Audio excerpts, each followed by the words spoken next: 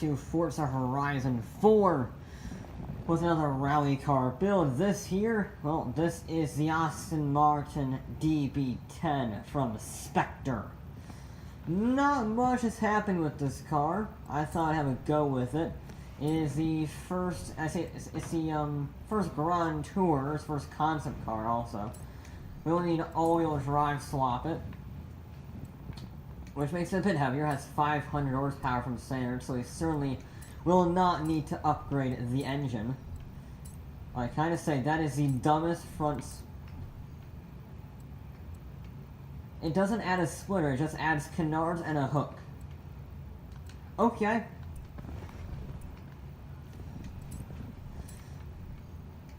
Alright, well, let's see the tire size. 285s on the front, very good, and 335s on the rear, that's nice. Very nice. I'm not sure, you might have to swap the engine, I don't know. I doubt it, because it's in S1 class from the get-go, but we saw from the Ascari, these things don't always get a lot of power. So it might actually not be powerful enough. So, who knows? We'll lower the weight down to 2,900 pounds, not the lightest vehicle we've ever seen, not the heaviest though. Heaviest still goes to the limo, I believe, if I am correct with that statement. Alright, power, just throw on power, because we need all the power we can get right now. It's not the most powerful car I've ever seen. That's not right. There we go. Come on, make it, make it. You're so close. You're so close. Come on. Nah. It's close. I need a turbocharger. I need a turbocharger. I was trying not... Or I have super... I guess... Oh. Well, there you go. S1 900 right there. 747 horsepower, 582 foot-pounds of torque. Weighs 3,000 pounds. Relatively heavy machinery here. But maybe you'll have a fair bit of handling to go along with it. Alright. First round for Monsieur Bond. We shall see how Spectre does. I don't know. We shall see. I guess this is competing against the Ascari, which did a 144, I believe. I think the Ascari did a 144. So that's its target time. Of course, if you want to beat the Mazda, you gotta do a 143, if my memory serves me correct. Now this does have it is heavier than the Mazda, and about similar power figures.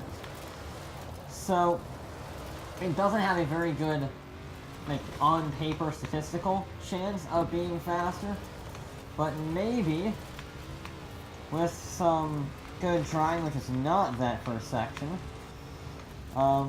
it can beat it. I don't know. It has to make it up to the corners. It does not have...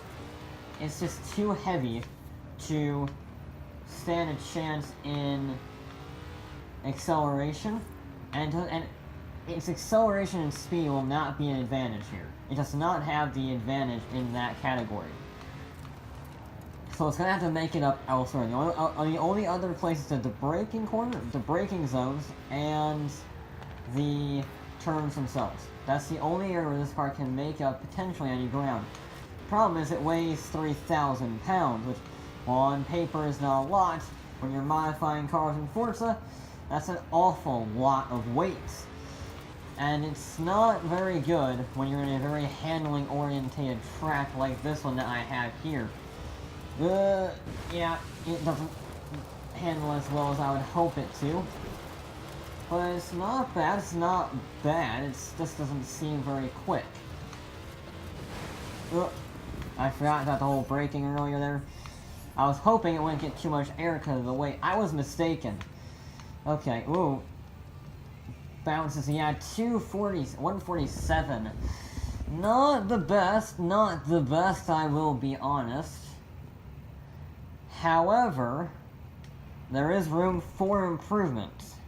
Okay, second round, we're going to try to be cleaner, try to be neater. That's the only way this car can potentially do well. I'm hoping to beat the Ascari. I'm not expecting to win. I'm hoping for a top 3 maybe. Because I don't think we're going to win. I don't think we have the stats to win. But we're going to give it a darn good try for Mr. Bond. You know, for England, James. But it's not looking good. It's looking like the Spectre movie reviews right now, and not looking like Roger Moore or Sean Connery reviews. Looking more like Timothy Dalton. So we shall see.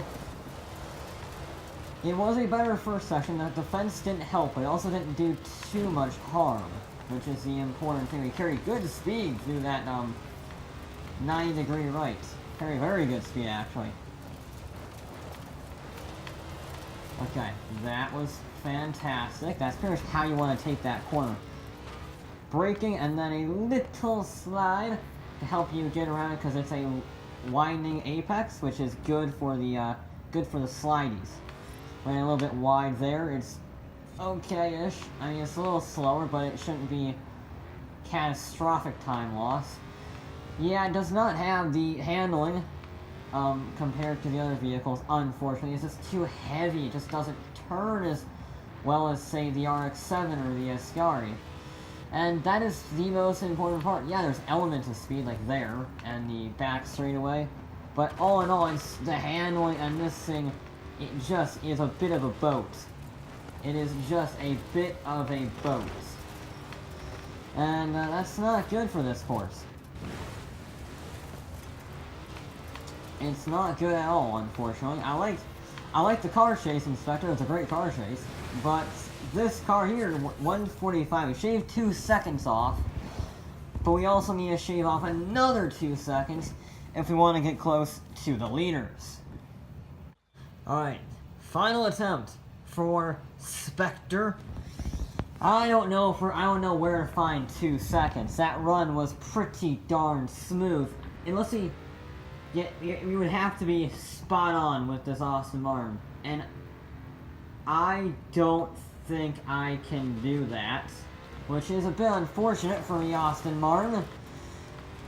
But them's the brakes, you know? Them is the brakes. It just doesn't have the turning, which is a bit unfortunate considering it's a Grand Tour, but it's just too heavy. When you're not sliding it around, it just does not want to go around a corner. So, I mean, maybe if I slide around a bit more, but then you risk being too slidey, and then you lose time in that regard. Which, it just doesn't turn. It just doesn't turn. I don't know what more to say. It does not like to go around corners. Once again, getting that corner spot on, but the 90-degree right was not spot on. That was rubbish. Admittedly, it is a very tricky corner, but it is still doable, and it's never flat out. I don't think there's ever going to be a car that's flat out. Unless you do a S1 class track toy around there, we're never going to have a car go flat out. It's just too bumpy and just too fast of a corner for the bumps. Did I miss that? How did I not miss that? That was a miracle. That was the closest you can ever get to cutting the corner without actually cutting the corner. Officially. I think I clipped it with my mirror. Again. I think we had that last time when we clipped the checkpoint with the mirror of the Countach. Good on the brakes there. That was a very good braking point. Right on the edge. And then we just run down here. It's probably not going to be any faster. In fact, it is not. 2:45.1 will be the fastest time of the day for the DB10, unfortunately. Yeah, it struggled. That's its main problem. It's not like to go around corners. That is its main difficulty. Of 1:45.182. That'll be good enough to put it into a 5th place. Respectable, for sure. It's faster than the DB10. It's about the same area as the DB10 Mustang. It's faster than the Cadillac Limo. But it is slower than its rival, the Ascari, by almost a second. In fact, it is almost exactly a second. because I did a 144.6.